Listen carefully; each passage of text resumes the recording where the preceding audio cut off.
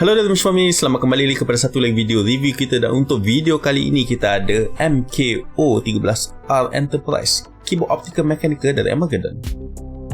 Yap, optical switch yang pertama kalinya daripada ARMAGEDDON, dan juga pertama kali buat aku untuk merasa switch jenis ini. Kita sembang pasal switch itu kejap lagi. First impression aku, keyboard ini sangat solid. Terasa dia punya berat keyboard ni. Serius, keyboard ni yang pertama daripada ARMAGEDDON yang aku rasa build dia lebih solid, lebih utuh berbanding dengan sebelum ini. Keyboard ini adalah jenis full size dengan 108 butang kekunci yang bersaiz 435mm panjang dan 125mm lebar dan beratnya sebanyak 1.04 kg. Aksesori yang disertakan sekali adalah satu keycap pula, satu switch pula dan 3 switch pengganti. Segala menu adalah dalam bentuk stiker di belakang keyboard ini. Jadi kalau korang nak buang stiker ini, pastikan korang salin dulu semua arahan atau shortcut di belakang ni. Kabel yang disertakan ialah jenis USB sepanjang 1.8 meter dan kabel ini tetap dan tak boleh ditanggalkan. Ia juga bukan jenis braided tetapi wire getah biasa. Badan keyboard ini terdiri dari plastik berwarna matte black bahagian bawah dan plate besi di bahagian atas. Plate ini yang membuatkan keyboard ini terasa sangat-sangat kukuh. Selain itu, plate ini juga menjadi tapak kepada switch, jadi keyboard ini tidak akan mudah lentur bila ditekan dengan kuat sekalipun. Keyboard ni juga disertakan dengan 4 pad getah di bahagian bawah serta 2 kaki yang boleh laras yang juga dilengkapi dengan pad getah. Dan tak macam keyboard-keyboard ARMAGEDDON masa awal-awal dulu, pad getah ni sangat kuat mencengkam. Keyboard korang memang takkan mudah teralih. Keycap yang disertakan adalah jenis Kevlar Tech keycap atau dalam bahasa mudahnya ialah jenis double shot ABS yang berprofil OEM berketebalan 1.4mm. Ianya double shot, jadi huruf-huruf pada keycap ni takkan padam selamanya, cuma disebabkan dia diperbuat daripada bahan ABS, maka permukaan dia akan bertukar jadi berkilat dari masa ke semasa. Apa yang bagus pasal MKO13R ini adalah layoutnya adalah jenis standard ANSI, jadi tiada masalah untuk korang tukar keycap ni. Cuma satu bahagian aku tak suka pada keycap ni adalah jenis font gotik yang digunakan, aka gamer font. RGB, bapak punya banyak lah lighting dia bagi kat korang ni. Ada 18 jenis preset yang boleh korang pilih ikut kesukaan korang. Kemudian tambah lagi ada 5 jenis setting untuk ikut jenis game yang korang main, dan juga ada tambahan lagi untuk 7 jenis custom setting ikut selera korang masing-masing.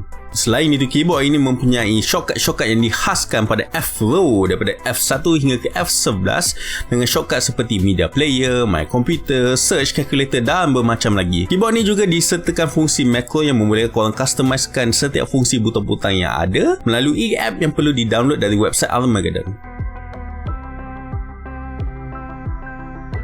Sekarang kita kembali semula pasal switch. Macam aku sebut awal tadi, MKO13R ini menggunakan switch jenis optical. Apa beza dia? Ini switch mechanical biasa. Dia ada 2 kaki yang terkeluar ini yang akan bersambung pada PCB, dan bila kita tekan, batang plastik switch ini akan menolak bahagian besi dalam switch ini dan menyebabkan 2 besi bahagian kaki ini bersentuhan dan menghantar signal pada PCB bahawa switch ini telah ditekan dan keluarlah F4 respect. Untuk optical switch, ianya telah di reverse engineering. Kita tak ada lubang untuk 2 kaki switch tadi, tapi telah digantikan dengan infrared transmitter dan receiver yang diletakkan pada PCB, dan kedua-dua ini sentiasa memancar signal infrared. Dan switch yang kita ada ni pula hanya terdiri dari batang plastik semata-mata. Tak ada apa-apa komponen untuk menyalin signal elektrik seperti switch biasa. Fungsi dia, bila kita tekan switch ni, signal infrared ni akan dihalang oleh batang switch tadi, dan PCB akan membaca ketiadaan signal infrared tadi seperti butang telah ditekan.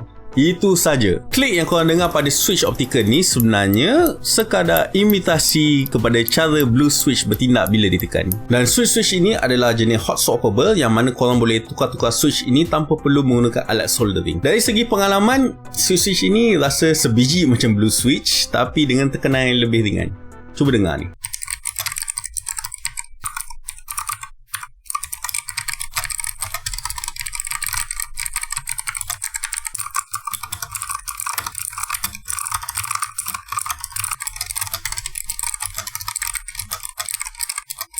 Untuk menaip, sangat-sangat bagus memandangkannya ianya terasa sama seperti Blue Switch. Untuk gaming tiada masalah walaupun aku ni bukannya jenis peminat Blue Switch untuk gaming. Untuk pengetahuan korang, keyboard ni dilengkapi dengan fungsi N-key rollover, jadi tiada masalah untuk menekan butang-butang ni serentak. Cuma dari segi kelebihan optical versus mechanical biasa, aku tak dapat nak rasa perbezaan dia. Korang macam mana? Ada rasa beza? Tapi aku percaya yang switch optical ini mungkin mampu bertahan lebih lama lagi berbanding dengan switch biasa memandangkan ketiadaan komponen-komponen elektrik dalam switch ini. MKO13R Enterprise, dari pandangan aku suka design minimalistik dia dan aku suka dengan badan keyboard ni yang sangat-sangat solid. Selain itu, aku suka dengan feel optical blue switch ini dan kebolehan dia untuk hot swap. Cuma soalan aku, mana nak cari switch optical yang lain? Untuk yang berminat boleh dapatkan ARMAGEDDON MKO13R Enterprise ini bermula dari harga RM299 di link di bawah ini. Masuk sesi soal jawab. Khasnya dari Neo Revolution. Bila gelap muka pun tak nampak muka, bagi bila cerah. So sekarang macam mana? Puas hati? Daripada Too Late, baru perasan headset yang sama dengan Call Me mau buat. Ya, kami dikontak oleh orang yang sama. Dari Muhammad Zulhilmi, pakai lama-lama panas ke telinga? Kalau untuk headphone jenis leather atau jenis fake leather apa ke, memang akan jadi panas dan berpeluh. Ini tak boleh nak buat apa kan. Melainkan pad korang jenis macam kain tu, macam fabric kain tu, yang itu boleh pakai untuk lama. Panas rasa macam, yelah macam kalau tak telinga kat bantal lah kan, tapi at least peluh tu diserap lah. Kalau macam yang lain leather tak serap peluh, so korang rasa lah basah kat tepi telinga. Daripada Algeri Kerak Gaming, tolong buat review headset ARMAGEDDON MKO13R. Ya, akan datang selepas ini. Thank you. Daripada Lance, aku baru beli kemarin Space 5. Bila buka kaut sikit, base dia tak padu. Nasib baik kawan sudi beli, aku jual terus ambil yang 40W Evo 7. Baiklah bro, apa yang kau harap adalah kau happy dengan speaker yang kau ada sekarang ni. Dan akhir sekali daripada Bibit Surawan, versi gamenya kalau masuk ke Malaysia ada Cooler Master MH75 Sir. Try that, totally awesome. Yes, memang ada masuk Malaysia pun, dan aku percaya dia adalah produk yang awesome. Kerana dia memang tiru sebiji yang apa yang aku suka tu daripada Techstar Pro 82 tu. Cuma dengan tambahan mikrofon pada tepinya. Yang tak awesome-nya dia lebih mahal daripada headphone aku tu. Ok, terima kasih. Sekian sampai di sini sahaja. Jumpa lagi di video akan datang. Jangan lupa like, subscribe, komen dan share. Terima kasih dari Mencoba Micalo.